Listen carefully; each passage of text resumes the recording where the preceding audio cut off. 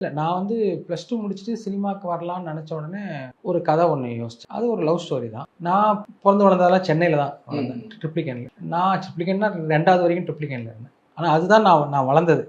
என் மைண்டுக்கு வளர்ச்சி அடைஞ்ச சூழல் அந்த திருவல்லிக்கேணி சூழல். எனக்கு அங்கே நடக்கிற ஒரு காதல் கதை, நான் சின்ன வயசில் பார்த்த அந்த உலகம் இருக்குல்ல, அது எனக்கு வந்து அந்த உணர்வை எனக்கு வார்த்தையில் சொல்ல தெரில.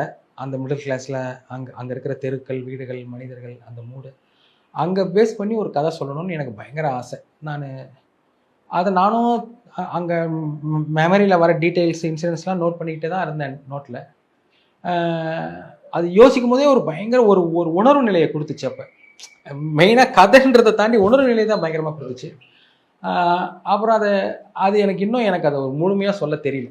நான் இன்னும் இனிமேல் தான் ட்ரை பண்ணணும். அந்த கதையை நான் ஒரு ஸ்கிரிப்ட் ஃபார்மேட்டில் எழுதி சொல்கிறதுக்கு.